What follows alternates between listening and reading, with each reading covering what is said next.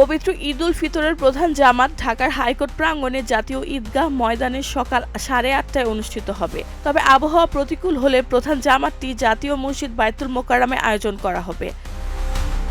16 March সকালে জাতীয় ঈদগাহ মাঠ পরিদর্শন শেষে ঢাকার দক্ষিণ সিটি কর্পোরেশনের প্রশাসক মোহাম্মদ আব্দুস সালাম এ তথ্য জানান। তিনি বলেন, রাষ্ট্রপতি, প্রধানমন্ত্রী, মন্ত্রিপরিষদের সদস্য এবং প্রধান বিচারপতি সহ রাষ্ট্রের গুরুত্বপূর্ণ ব্যক্তিরা জাতীয় ঈদগাহ ময়দানে ঈদের নামাজ আদায় করবেন। প্রশাসক মোহাম্মদ আব্দুস সালাম জানান, জাতীয় ঈদগাহ ময়দানে একসঙ্গে প্রায় 35,000 মুসল্লি নামাজ আদায়ের জন্য প্রস্তুতি নেওয়া হয়েছে।